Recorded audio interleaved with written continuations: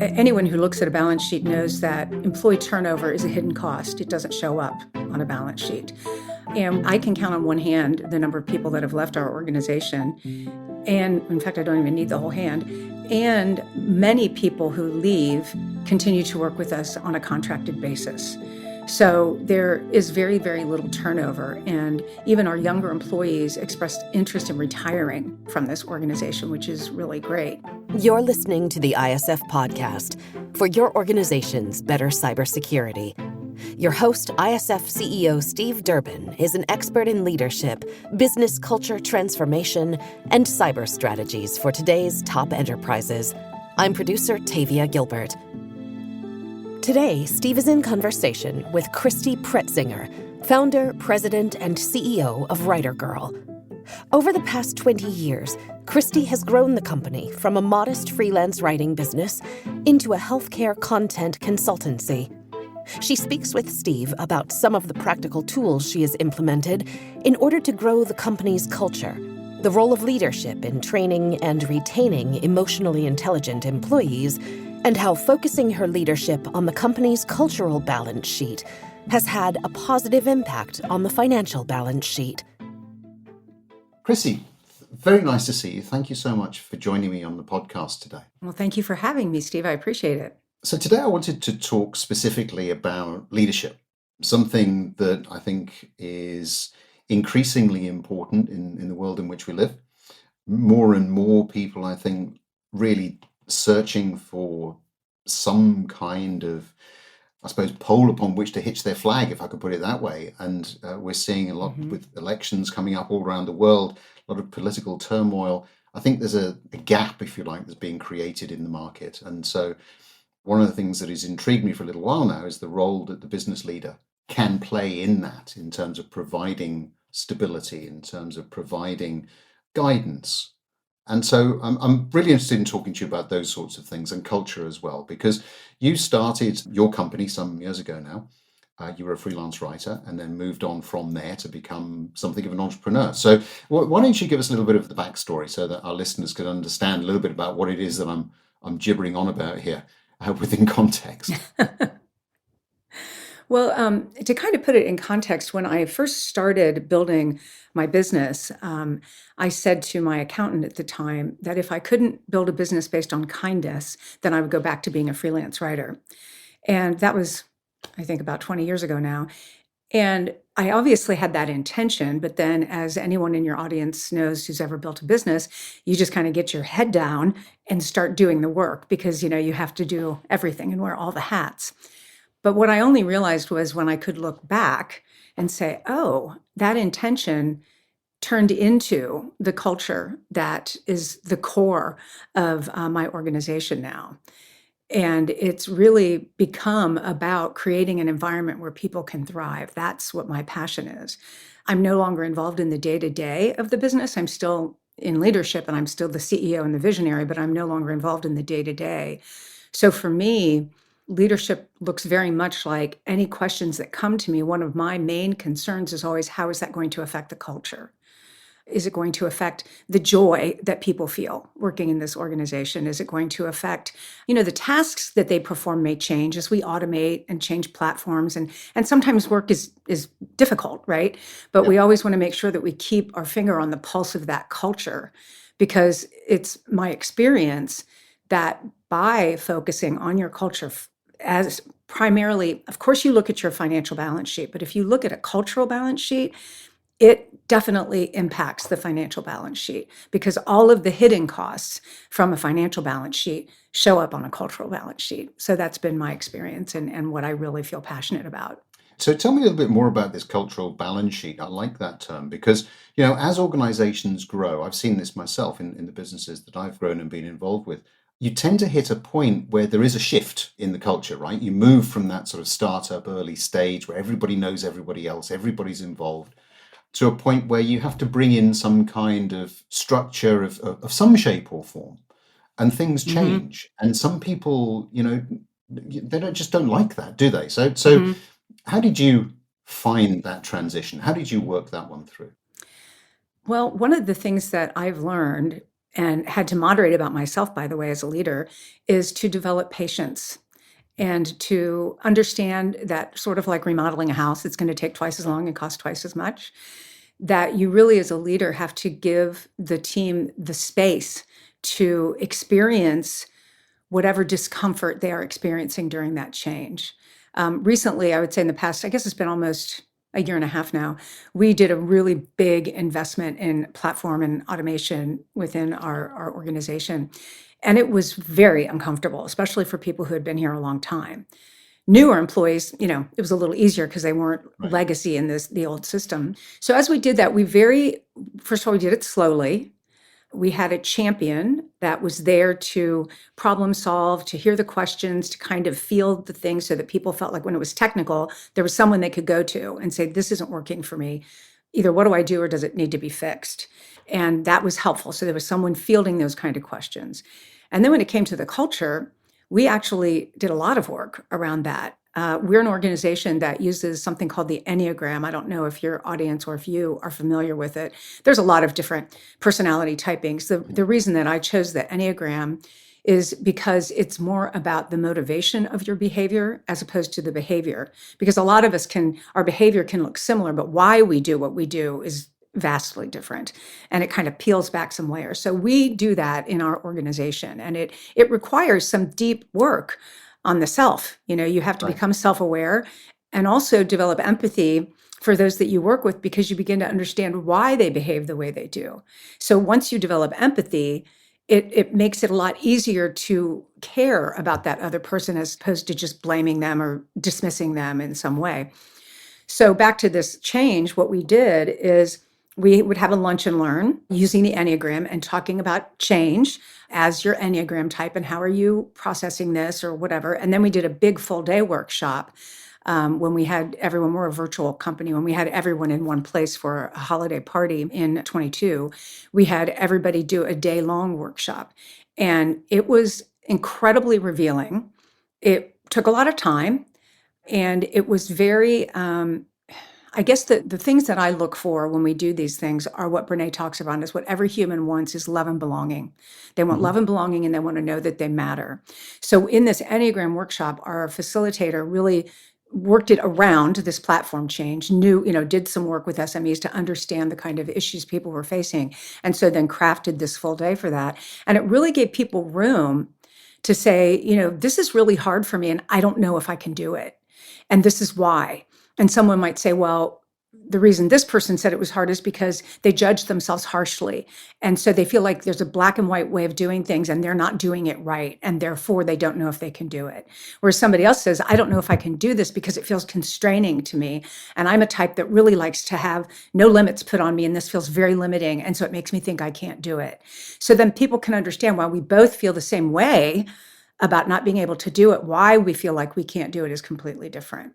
So that was, for me, and in my experience with my organization, that was very important to how we managed a really big, difficult change. And it takes time, and it takes an investment, both financially and a time investment, and an intention that these people matter and what they're experiencing matters as much, if not more, than what's happening in this actual change. Did that answer your question, Steve?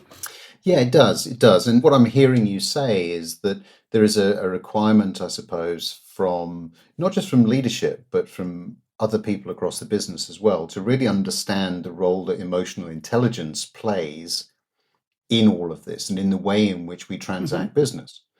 And I suppose, from a skeptic's standpoint, who, if you're really sort of analyzing the bottom line, the balance sheet, which unfortunately a lot of companies are moving back to doing increasingly, I think. And I say unfortunately because I do think that means that you lose some of that overall business mix if you just focus on one dimension. It's a very one-dimensional way of running a business, I've always found. I agree. But, I think that some people would then say, okay, I get that bit, Christy, but, here I am, times are hard, and that all sounds a bit fluffy to me. So for that sort of skeptic listening in, did you see things like improvement in balance sheet, bottom line improvement, better interaction with the customer base? So what are some of the the harder metrics that perhaps other people listening to this could relate to better around the impact of what you've just told us was having on your business?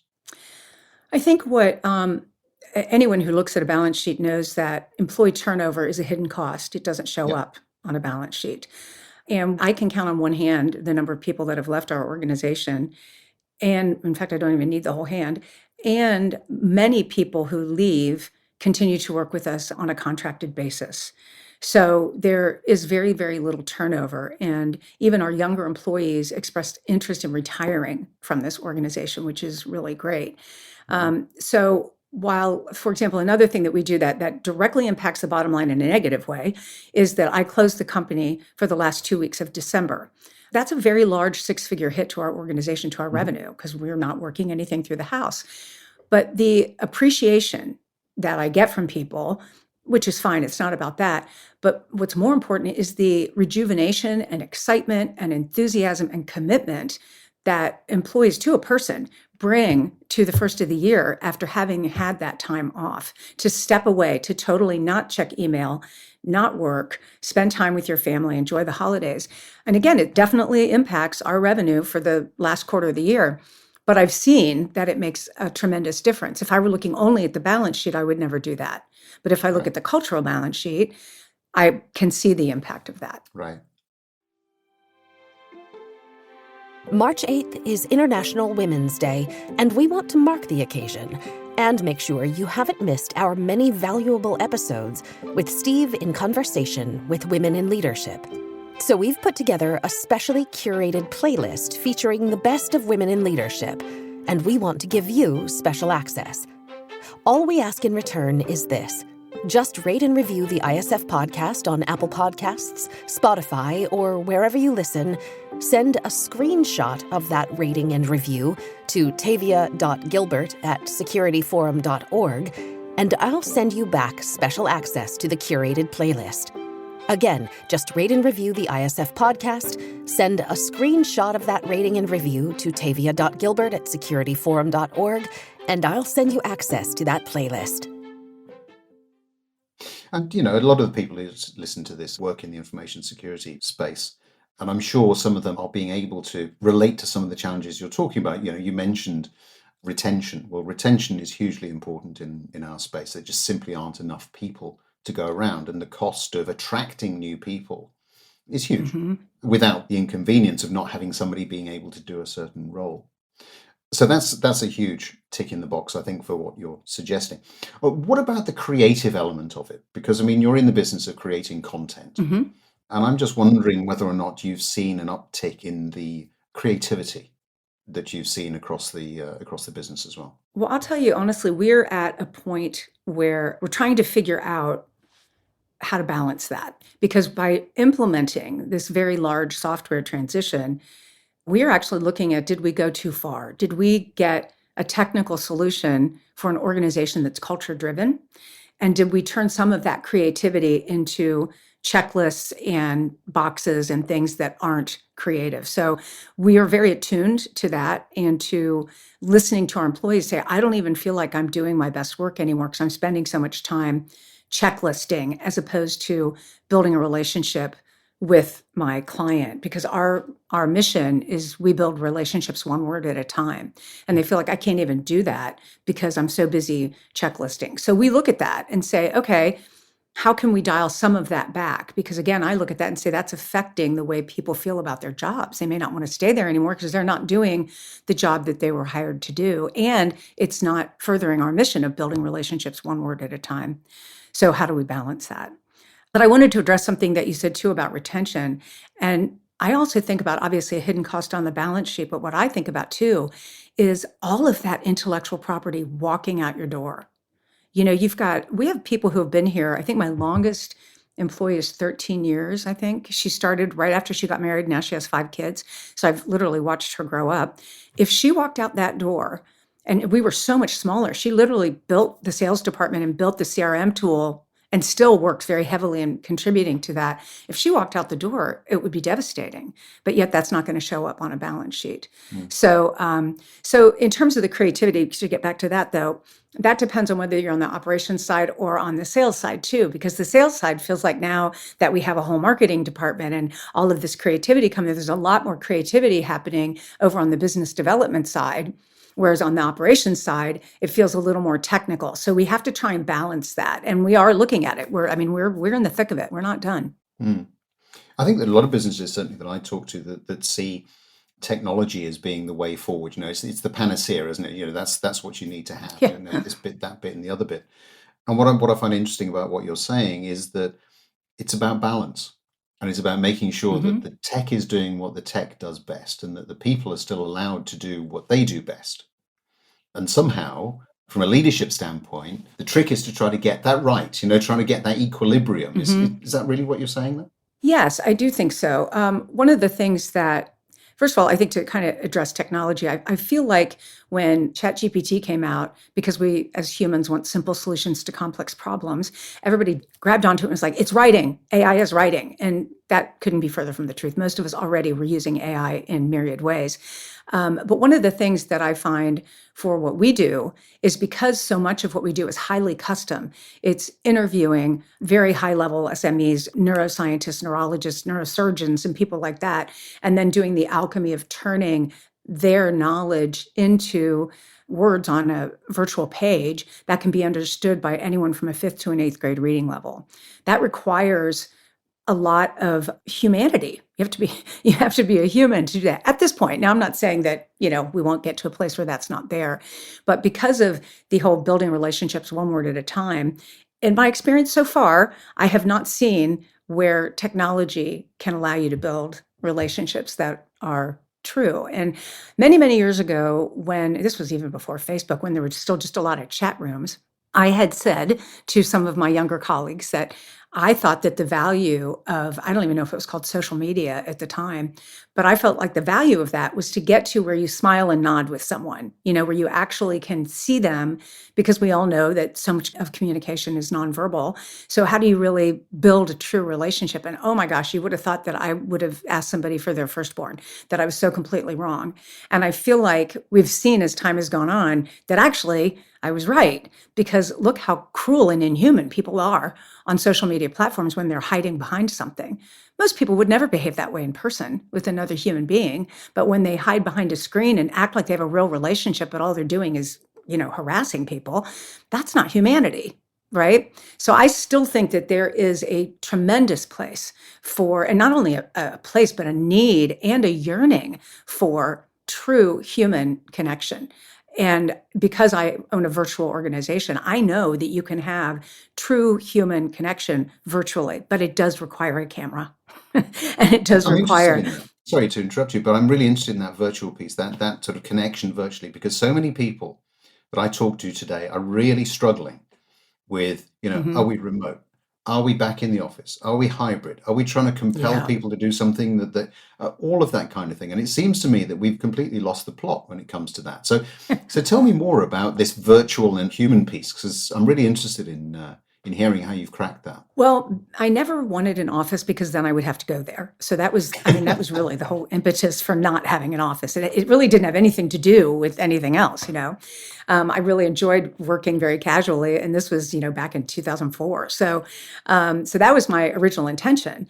And as we were growing, most of our employees, as we grew, and it was not rocket fast growth, by the way, either. I didn't know a lot. A lot of mistakes along the way, but most of the employees were local at first, so we could meet in person, and we would do that periodically once a month or so when we had maybe 6 or 7 people. Then, as we started hiring people from all over the country, and I'm in the U.S., so they were all over the country, we started having to be more intentional about using the tools effectively. So we always make sure that we have a team meeting, an all hands meeting once a month. And we also I always say that we engineer the structure to allow for the weaving of the cultural tapestry. So you engineer the hard stuff and then you allow the soft things to happen. So our values are we are empowered, curious, kind, and fun. And so instead of just having those be something on letterhead somewhere, we actually find ways to keep those top of mind, because we want those to remain constant, and we want everyone to make decisions based on that thread that flows through the organization. So one of the ways that we do that is in our team meetings every month. We ask people, we say this month's value is empowered. And we don't say, how have you felt empowered? It's how have you seen someone demonstrate empowerment? And that change in someone's brain elicits a very different response. So we'll ask people to nominate people, and they'll write a little paragraph about, I saw so-and-so do this or whatever. And we talk about it in the team meeting. We make it's the end of the meeting. And then our HR person pulls from a hat and pulls the name of the person that wins whatever we give them. And so what happens then is she reads, like, this person, Heather was nominated by 3 different people, and here's what everybody said about Heather, demonstrating empowerment. So everybody hears that and everybody applauds, and it's not about the reward, it's about the recognition. You've probably heard the saying that babies cry for it and grown men die for it. That's what recognition is. People want that more than anything. And so it accomplishes 2 goals. One, it keeps the values top of mind, which is very important to keeping our culture top of mind and protecting it. And number 2, it gives people an opportunity to be kind, which is another one of our values, to another coworker. And it gives that coworker an opportunity to be recognized and know that they matter to this organization. So that's just one small piece that we do. And we really weave it into all aspects of our organization, so that a Zoom meeting isn't simply just a bunch of little faces on the screen. It's actually interactive. Sometimes we'll have people do presentations together from different teams, so that they are, again, engineer the structure. We make sure that we weave so that people are not siloed on their separate teams. We make sure that there are opportunities woven into their workday to co-work so that they can learn from each other, because they're working on disparate teams and maybe have no idea what the other people are doing. So all of that builds the culture. And then the people have their own relationships outside of the company. And some people who are in town together might work out together, or they might go to a show together, and they build friendships as you would in any traditional workplace. So again, I think what I'm hearing you say is that there's a lot of positive intent in the way that you're structuring the organization. There is a reason that people can relate to, can understand about why they're getting together, or the options that they have, the possibilities that are open to them within that. And probably, I would say, stretching for some people the boundaries of work. So it becomes something that is very much more of a micro society, if you like. And I suspect Yes, that might be one of the reasons why people want to stay working with you for so long, because you've created this virtual habitat, if you like, in which Yes. they can flourish and succeed. I think I love your word intention, because I sometimes forget about that one. I mean, obviously, I had the intention of kindness, but then as it went on, it's like I always say that building an environment where people can thrive as the leader, it takes both intention and attention. And it doesn't happen with, pool tables and, free beer. That's not a culture. It's really building, and I heard one of your other podcast guests speaking about this, about trust. And I always say that trust is a long game. And when I was first building the organization, the first people, they didn't really have reason to believe that I meant what I said and I said what I meant. That when I talk about balance, I say life-work balance, not work-life balance. And our whole organization says that it's life-work balance, because we work to live, we don't live to work. And I feel that way personally, and I always wanted to be treated that way when I was an employee, and I never really felt like I was. So I thought, well, I'm going to build an environment like that. These are grown-up people. They don't need to be micromanaged. They don't need to work 80 hours a week.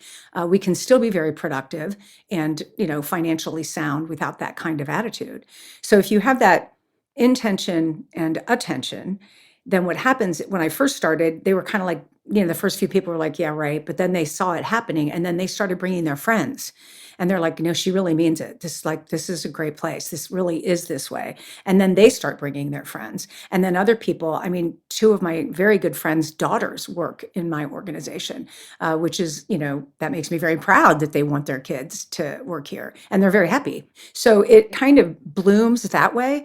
We end up with getting people who all maybe had worked together at one point in time at another another company. One of them comes and then it's like, oh, you're still looking for another one like me. I know this person and she's over here now. Or, you know what I mean? So they tend to come that way. And then they come and they're like, no, this is true. It really is this way. And then they protect the culture. I create the environment, but all of them protect it. To your point, it's sort of like a virtual society, and they protect it because they know that it's rare. It's rare. And they also do say one of my hopes is always that the way these employees are treated will cascade into their families and friends. And many of them have told me that their children have seen how their parents are treated at work. And hopefully what we all hope is that their expectations will be set higher for the workplace, where they can't be, treated just like cogs in the wheel, which I think, to your point, we're seeing a lot of with this leadership that's like, no, they all have to come back into the office because we have real estate debts. It's like, well, that's not really helpful to people who have found that they can be as, if not more productive, being virtual.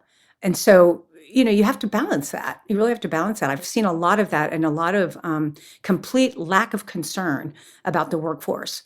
And it's all about, nope, the only way you build relationships is if you're in the office and you have, water cooler conversations. And that, in my experience, simply isn't true. I would agree. I mean, I think it's very helpful to be able to meet people, but that's not the only way in an office environment if you happen to have one. But actually, we have to, I think so much harder about creating some of the things you've been talking about to give people that experience. Because my own view of the workplace is that we're never going to go back to everybody being in one place. And I like very much what you say about children noticing, because the blurring of the lines between working and being at home, that's here to stay as well. And I think that we need to do, from a leadership standpoint anyway, we need to do a far better job of really showcasing some of the great examples of how to do things differently. And I think that's what you've done in the last, 25 minutes or so, Christy. So thank you very much indeed for sharing, for giving us some different perspective on how your business has been operating. And hopefully as well, I think giving the listeners some food for thought and some things that they might want to go away and try themselves. So it's been great talking to you. Thank you very much indeed. Well, I really very much appreciate you having me and giving me the opportunity to share my experience. Thank you, Steve. Remember, if you want access to the specially curated list of episodes with Steve in conversation with women in leadership, send a screenshot of your rating and review of the podcast to tavia.gilbert@securityforum.org. Get in touch with Steve directly at steve.durbin@securityforum.org or on LinkedIn @SteveDurbin. Check out all our media and resources. All of it is there to support you at securityforum.org. Don't miss the ISF Analyst Insight podcast, sharing conversations with members about the real-world applications of ISF research. The ISF podcast is produced by Talkbox Productions and Tavia Gilbert. Thanks for listening.